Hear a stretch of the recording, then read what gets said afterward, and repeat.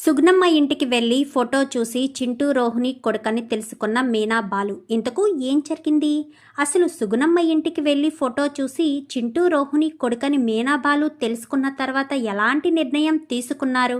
మరి ఆ విషయం ప్రభావతి ముందు బయట పెట్టారా? ఇదంతా కూడా వీడియోలో చూసి తెలుసుకునేద్దాం. గుండె నిండా గుడిగంటలు అప్కమింగ్ ఎపిసోడ్స్లో ఏం జరగబోతుందో ముందుగా తెలుసుకోవాలి అనుకుంటే వీడియోని లైక్ చేసి ఛానల్ని సబ్స్క్రైబ్ చేసుకోండి.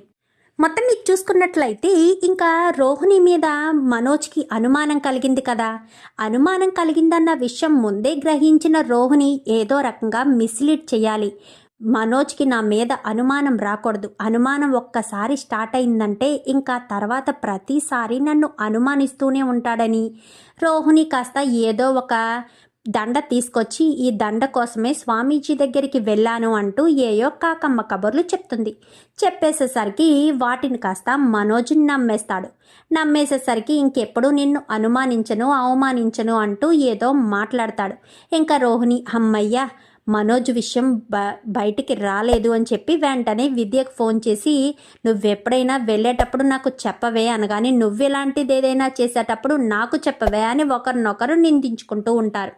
ఇంక ఇదిలా ఉండగా మీనా బాలు ఇద్దరు కూడా మాట్లాడుకొని అవును ఈ ప్రేమ అంటే మీనా కోసం గొడవ పడ్డాడు కదా రోడ్డు మీద, సో అందుకని హల్వా తీసుకొస్తాడు. అవును ఇప్పుడు నేను పాపనో బాబునో కన్న తర్వాత మళ్ళీ నాకు ఇలా హల్వా తీసుకొచ్చి పెట్టరా అని చెప్పాను. కానీ ఎందుకు తీసుకొచ్చి పెట్టను, ఎప్పుడు తీసుకొచ్చి పెడతాను, నాకు నువ్వంటే చాలా ఇష్టం మీనా అని చెప్పాను. కానీ బాబో పాపో అంటే గుర్తొచ్చింది, మనం చింటూ దగ్గరికి చూడడానికి వెళ్ళలేదు కదా, చింటూ దగ్గరికి వెళ్ళాలి అని చెప్పనగానే అవును నిజమే అని చెప్పి ఇంకా చింటూ దగ్గరికి వెళ్తున్నారు కదా అని పట్టీలు చేస్తాడు. ఇంకా రవి అయితే వెళ్ళేటప్పుడు తీసుకువెళ్ళండి వదిన అని చెప్పాను. కానీ సరే అని ఇంకా మరుసటి రోజు ఉదయాన్నే మీనా బాలు ఇద్దరు కూడా బయలుదేరతారు. ఎక్కడికి వెళ్తున్నారు అని చెప్పాను. కానీ ఎక్కడికైనా వెళ్ళేటప్పుడు ఎక్కడికి వెళ్తున్నారు అని అడుగుతావేంటే, వెళ్ళిరండ్రా జాగ్రత్తగాను అని చెప్పాను. కానీ సరే మావయ్య అని చెప్పి ఇంకా ఇద్దరు కూడా బయలుదేరి వెళ్తారు. బయలుదేరి వెళ్ళేసేసరికి ఇంకా హాస్పిటల్లో ఇంటికి వెళ్తారు. ఇంటికి వెళ్ళిన తర్వాత ఆవిడ్ని హాస్పిటల్లో జాయిన్ చేశారు అని చెప్పనేసరికి గబగబా హాస్పిటల్ దగ్గరికి వెళ్తారు. ఇంటికి తాళం వేసి ఉంటుంది కదా, సో పక్కింటి వాళ్ళని అడగడంతో హాస్పిటల్ దగ్గరికి వెళ్తారు. వెళ్ళడంతో అప్పటికి చింటూని తీసుకువెళ్ళి వాళ్ళ చెల్లెలు ఉంది కదా, చెల్లెలు వాళ్ళ ఇంటికి తీసుకెళ్తారు. అంటే హాస్పిటల్లో పిల్లోడు ఎందుకులే ఉండడం అని చెప్పి తీసుకువెళ్ళేసరికి ఇంకా సుగుణం మాత్రమే హాస్పిటల్లో ఉంటుంది. బాలు మీనా మీరేంటి ఇక్కడ అని చెప్పాను. కానీ మేము చింటూ కోసం మీ ఇంటికి వెళ్ళామండి, మీరు హాస్పిటల్లో ఉన్నారని చెప్పారు, అందుకే హాస్పిటల్కి వచ్చాము అని చెప్పనేసరికి ఈలోపు నర్స్ వచ్చి మీకు డిశ్చార్జ్ రాశారు అని చెప్పాను. కానీ అవునా, అసలు ఏం జరిగింది మీకు, అసలు చింటూ ఎక్కడికి వెళ్ళాడు అని మీనా పలకరించడంతో నాకు హెల్త్ బాగోలేదమ్మా, చింటూని మా చుట్టాలింటికి పంపించాము, అంటే నాకు ఇప్పుడు బాగోలేని పరిస్థితుల్లో నన్ను చూడడమే ఎక్కువ, ఈ సమయంలో చింటూని చూడడం కూడా అంటే కష్టం కదా, అందుకోసమనే అని చెప్పనేసరికి అవునా సరే అయితేనండి జాగ్రత్త అని చెప్పాను. కానీ మీరు ఎలా వెళ్తారు అని చెప్పనేసరికి ఏవండి ఆవిడ్ని మనం ఇంటి దగ్గర డ్రాప్ చేద్దామండి అని చెప్పనేసరికి సరేనని ఇంటి దగ్గర ఇంటి దాకా తీసుకెళ్తారు. తీసుకువెళ్ళిన తర్వాత ఇంకా ఇంటి లోపల ఫోటోలు అవి ఉంటాయి. కానీ అది బెడ్రూమ్లో ఉంటుంది. ఫోటో బెడ్రూమ్లో ఉండడంతో చూడరు వీళ్ళు. గుమ్మం దాకా వెళ్ళి తీసుకెళ్ళి అక్కడే దిగబెట్టేసి వచ్చేస్తారు. వచ్చేసేసరికి చింటూని చూడాలని అనిపిస్తుందండి అని ఒక 2 రోజుల తర్వాత మీనా కాస్త చెప్తుంది. చెప్పేసేసరికి వెంటనే బాలు ఫోన్ చేస్తాడు సుగుణంకి. అమ్మ మొన్న మీ ఇంటికి వచ్చినప్పుడు ఒక విషయం చెప్పడం మర్చిపోయాము, మీతో మాట్లాడదామని వచ్చాము, చింటూని కొంచెం 2 రోజుల్లో పిలిపించగలరా?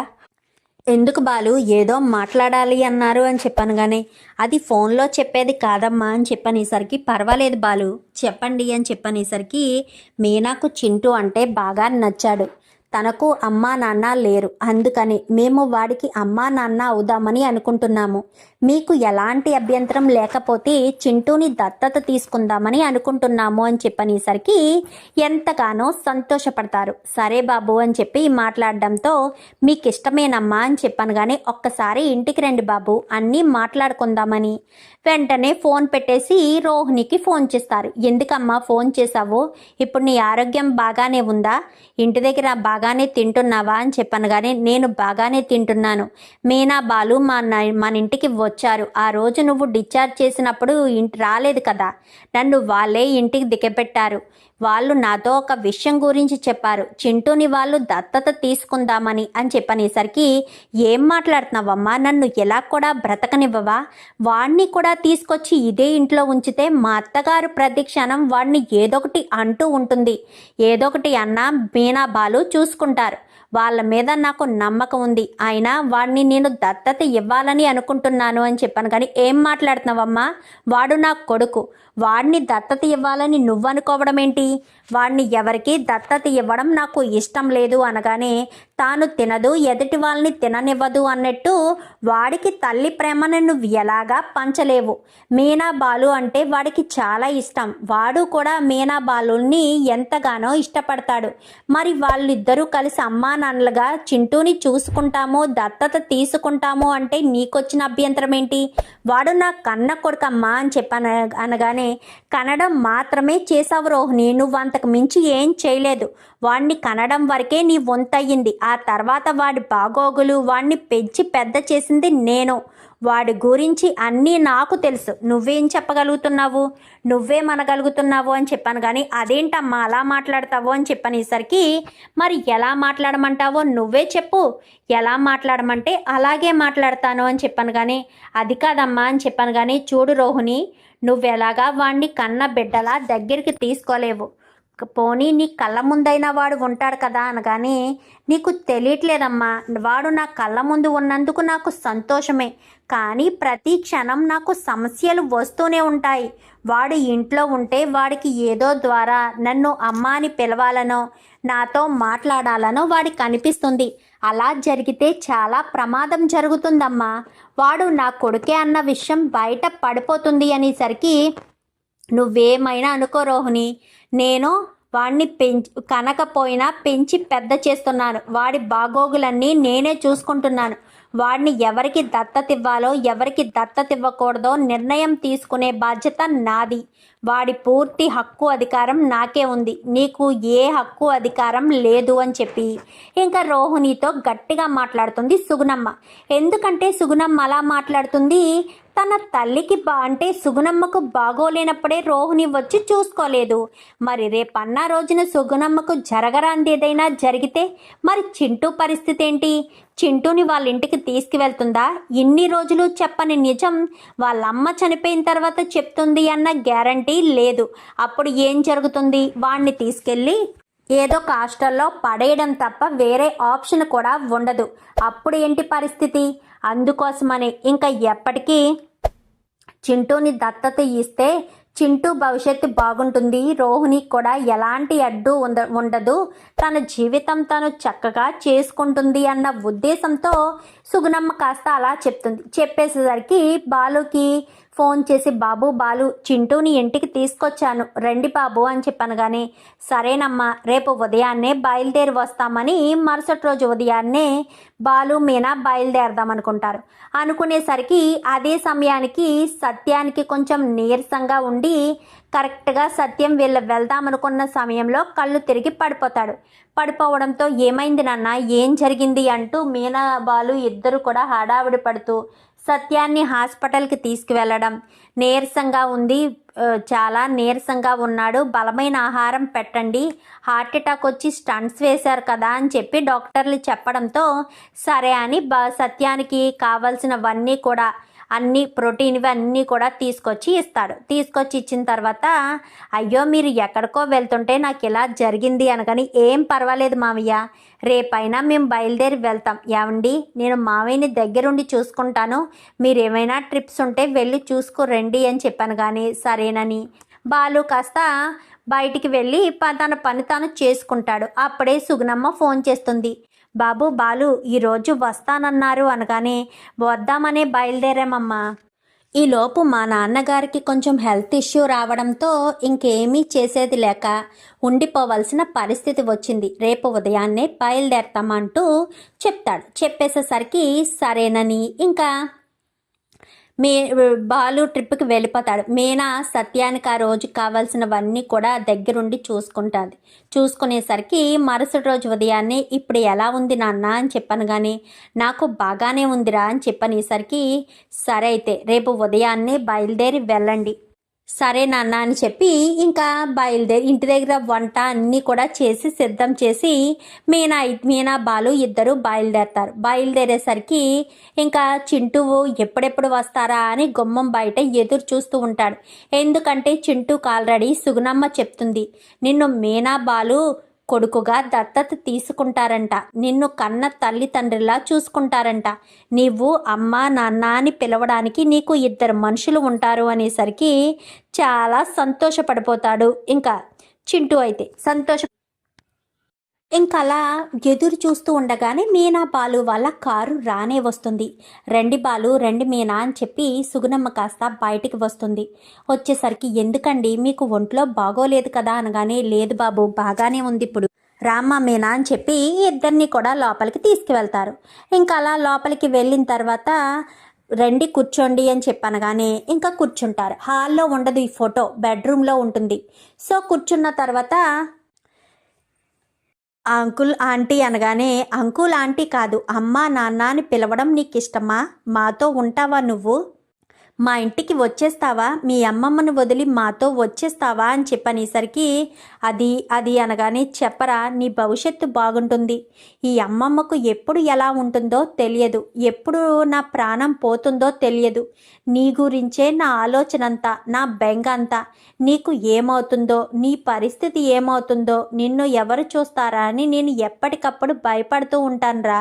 నీ భవిష్యత్తు బాగుండాలంటే నీకు అమ్మా నాన్న ఉండాలి, అందుకోసమనే నేను చెప్తున్నాను అనేసరికి, అది కాదమ్మమ్మ అని చెప్పాను. కానీ చింటూ ఇలా రా అని చెప్పి బాలు మీనాల మధ్యలో కూర్చోబెట్టుకుని, నీకు ఏ లోటు లేకుండా చూసుకుంటాము. ఎప్పుడైనా బయటికి తీసుకువెళ్ళాలన్నా పార్కులకి సినిమాలకి తీసుకువెళ్తూ ఉంటాము. నీకేది కావాలన్నా సరే నేనే వండి పెడతాను. నిన్ను ఒక మంచి స్కూల్లో జాయిన్ చేసి చక్కగా చదివిస్తాము. సరేనా? నీకు ఏ లోటు ఉండదు. ఇక్కడ మీ అమ్మమ్మ మాత్రమే కష్టపడుతుంది. అక్కడ మీ అమ్మ మీ నాన్న అంటే మేమిద్దరం కూడా కష్టపడి నిన్ను గొప్పగా చూసుకుంటాము, నీకు ఏ లోటు లేకుండా చూసుకుంటాము అని చెప్పి చింటూకు చెప్పేసేసరికి ఇంకా చింటూ, ఆలోచిస్తున్నావా? అమ్మమ్మను వదిలి రావాలంటే మాతో ఉండడం ఇష్టం లేదా? మా ఇంటికి రావడం ఇష్టం లేదా అని చెప్పనేసరికి ఇష్టమే అని చెప్పాను. కానీ సరే అని ఇంకా మాట్లాడుతూ ఉండగానే, బాబు బాలు కాళ్ళు చేతులు కడుక్కురండి భోజనం చేద్దరు కానీ అనేసరికి, అయ్యో భోజనాలన్నీ ఎందుకండి, బయట ఎక్కడో చేస్తాంలేండి, అయినా మేము వచ్చేటప్పుడే టిఫిన్లు చేసి బయలుదేరాము అనగానే, అదేం కాదు బాబు, మీరు వస్తున్నారని మీకోసమే నేను వంట చేశాను, మీరు ఇక్కడ భోజనం చెయ్యాల్సిందే. నా కొడుకు కింద మంచి భవిష్యత్తు ఇవ్వాలని ప్రయత్నించిన మీకు కనీసం 4 మెతుకులు భోజనం కూడా నేను పెట్టలేనా అంటూ మాట్లాడేసరికి, అది కాదమ్మా అని చెప్పాను. కానీ ఇంకేం చెప్పొద్దు బాబు అని చెప్పి బాలు మీనాని వెళ్ళి చేతులు కడుక్కొని రమ్మని చెప్తారు. రమ్మని చెప్పేసేసరికి ఇంకా బాలు మీనా ఇద్దరు కూడా చేతులు కడుక్కొని వచ్చి భోజనాల దగ్గర కూర్చుంటారు. మీరు కూడా కూర్చోండి అమ్మా అనగానే నలుగురు కూడా కూర్చొని భోజనం చేస్తూ ఉంటారు. చేస్తూ ఉండేసరికి ఇంకా అలా భోజనం చేస్తూ ఉండగా సడన్గా సాంబార్ కాస్త మీనా మీద ఒలికిపోతుంది. ఒలికిపోయేసరికి చీర అంతా కూడా అదే చీర అంతా కూడా పాడైపోతుంది. గబగబా వెళ్ళి మీనా క్లీన్ చేసుకుంటుంది, కానీ చీర అంతా కూడా తడితడిగా అయిపోతుంది. అమ్మ మీనా ఆ గదిలోకి వెళ్ళమ్మా, ఆ గదిలోకి వెళ్ళి ఆ చీర కొంచెం విప్పి ఆరపెట్టుకో, అక్కడే కొంచెంసేపు ఉండరా అని చెప్పాను. కానీ సరేనని మీనా మొత్తం చీర అంతా వాష్ చేసుకుని గదిలోకి వెళ్తుంది. గదిలోకి వెళ్ళి చీర ఇప్పుకుని అక్కడే ఒక తాడు ఉంటే తాడు మీద వేసుకుని ఫ్యాన్ వేసి అక్కడే కూర్చుంటుంది. ఆ చీర ఆరేంత వరకు కూర్చునేసరికి బాలు అక్కడే హాల్లో కూర్చుంటాడు. చింటూ ఆడుకోవడానికి వెళ్తాడు. ఆడుకోవడానికి వెళ్ళేసరికి సుగుణమ్మ కోసం పక్కింటావిడి సుగుణమ్మక్క అని చెప్పి పిలవడుతూ ఉంటుంది.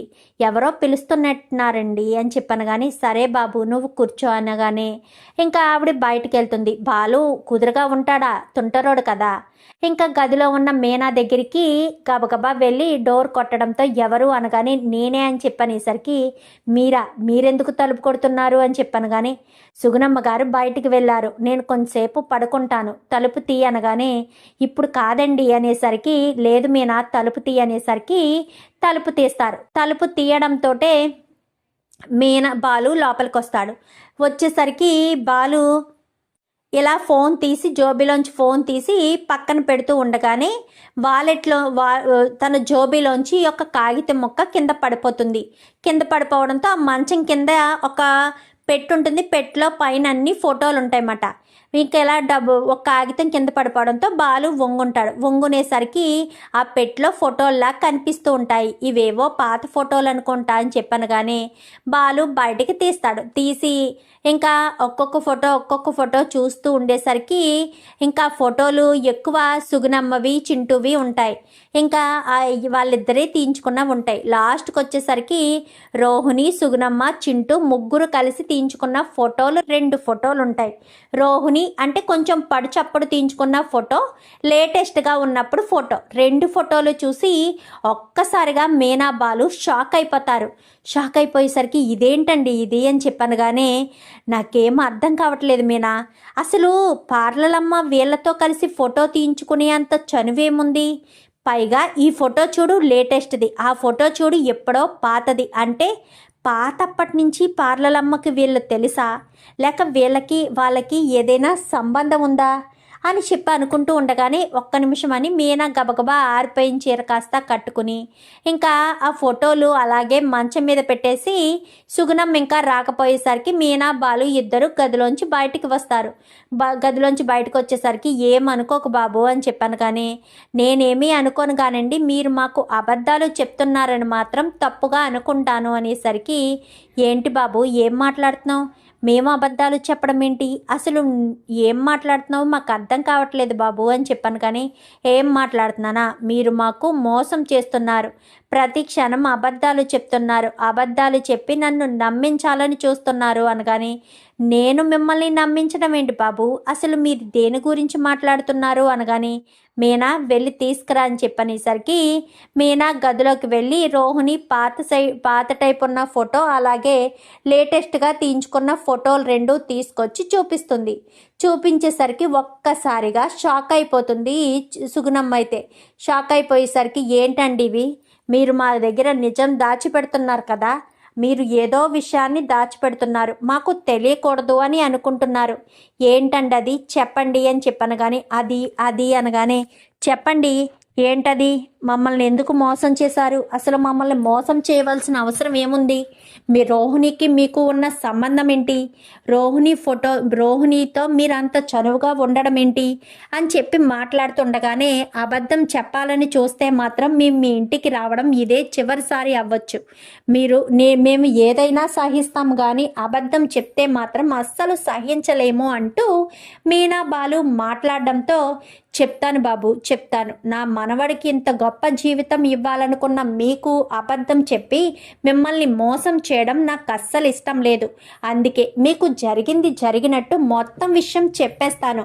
మీరంతా అనుకుంటున్నట్టు రోహిణికి నాకు సంబంధం ఏంటి అనుకుంటున్నారా, తల్లి కూతుర్ల బంధం అని చెప్పనేసరికి ఒక్కసారిగా షాక్ అయిపోతారు.